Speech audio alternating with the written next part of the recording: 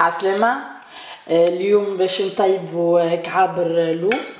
عندي حليب نسلي، عندي كولوران احمر وعندي كولوران اخضر، فما كاسات، عندي رطل لوز ابيض مرحي كما قاعدين تراو، رطل لوز ابيض مرحي، عندي سكر عادي باش نحط فيه الكعابر متاعي في الاخر، وعندي سكر محاور. بالنسبه للرطل لوز ابيض مرحي كي انا شريته حاضر تقولهم متاع كعابر، نحطوا عليه 150 غرام سكر محاور. بالنسبه للحليب نسلي ما نجمش نعطيك كونتيتي، انت تبدا تخلط حتى لين تولي لك العجينه نتاع الكعبوره. باهي باش نحطوا السكر على جنب، نحطوا الكاسات على جنب، يقعد لنا الكولوران اللوز والسكر محور. تو باش نبداو نخلطوا، نحطوا اللوز نزيدوه السكر المحور، ومن بعد نعملوا الكولوران. باش نعملوا 3 بول. البول الاولى اللي هي خضراء، البول الثانيه روج، وبول بيضاء. بالنسبه للحليب النسلي هو اللي باش نخلط به في بلاصه الشحور ولا في بلاصه باش نستعمل كان الحليب النسلي باش نخلط به. هو انا حطيت اللوز متاعي باش نصفي السكر محور. انا عملت اقل من رطل لوز، اما بالنسبه للرطل نحطوا عليه 150 غرام سكر محور. توا نخلط اللوز والسكر المحور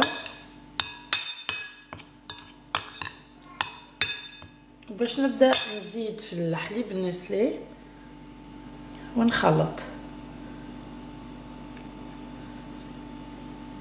حتى تولي لي عجينه.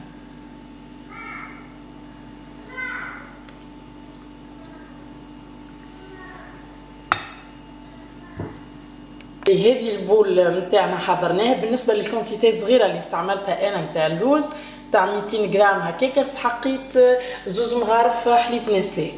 توا باش نقسم البول متاعي ل 3 بول صغار، واحده باش نحط معاها الكولوران فير، وواحده الكولوران روج، والاخرى نخليها بيضاء. هذا هو الكولوران الروج. الكولوران روج عندي انا ليكيد، اما الفير بودر. توا باش نبدا نخلط فيها حتى تولي روج. هذه هي البول الروج متاعنا، نعملوها مش روج غامقه على الراس. وتوا باش نخلطوا، حطيت الكولوران الفير وباش نخلطوا. هذوما هما لي 3 بول، روج فير وواحده، وخلوا الاخرى خليناها كيف ما هي، ما زدناهاش حتى كولوران. توا بالنسبه للكيلو اللوز راهو يطيح كونتيتي كبيره، اللي عنده فرح ولا اللي عنده مناسبه الكيلو اللوز يطيح كونتيتي كبيره. توا باش نبداو نحلوهم وباش نظفروهم. توا حليناهم كيف ما هكا 3 صوابع. توا باش نسكروهم من فوق ونبداو نظفرو فيهم. نعديو واحده هكا حتىش نكملوا الكل. تنجموا تعملوها اطول، انا لاسباس نتاعي صغيره، نجموا نحلوا بالاكبر اسرع لنا. نكمل نظفرهم كما قاعدين تراو.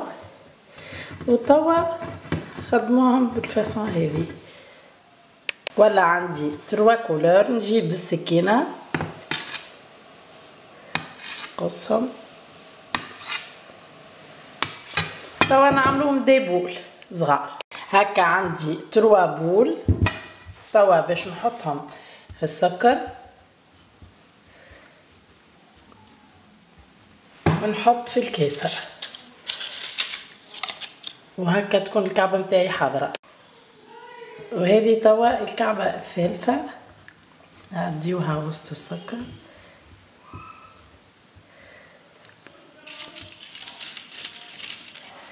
توا الكعبات نتاعنا حاضرين كما قاعدين تراو.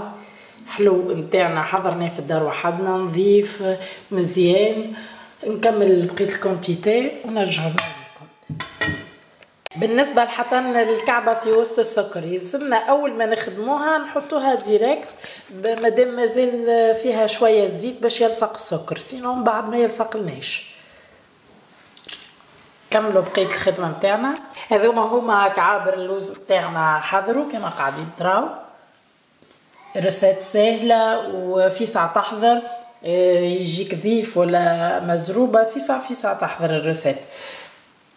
الكعابر في ساعة يحضروا، وكما قلنا الكيلو راهو يحط قريب 60 كعبة. بون ان شاء الله تكون عجبتكم الريسيت. ما تنساوش ابونيفو، اللي عنده كومنتير ولا اللي جرب ينجم يحط لي تصويره في لي كومنتير من اللوطه. ما تنساوش ابونيفو على ماشين، فما كلمه ابوني بالروج من اللوطه كليكي عليها، وفما سونري بجنبها تنجم تنزل عليها كل ما نهبط ريسيت تجيك نوتيفيكاسيون. بسلامه.